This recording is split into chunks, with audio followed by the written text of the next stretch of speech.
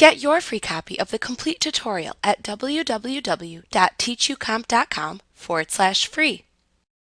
When formatting text, you may want to simply copy formatting from a text selection and then paste only the formatting onto other text selections. This can save you time when formatting documents with a standard appearance for many sections. The Format Painter in Word lets you copy and paste the formatting, but not the content, from one text selection to multiple other selections. For example, if you were creating a document that required a 17-point Arial red font for its section titles, you could format the first title and then copy the formatting to the other titles. To copy the text formatting from a selection, first select the text with the formatting to copy. To then copy the selected formatting to one other location, click the Format Painter button in the Clipboard button group on the Home tab of the ribbon.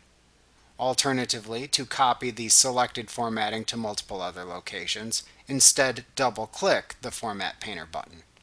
After doing either task, then click and drag over the other text area or areas to which to apply the formatting that you just copied. Note that if you double-clicked the Format Painter button to paste the selected format to multiple locations, you must then click the same button again to turn the feature off after pasting the formatting to the other desired locations.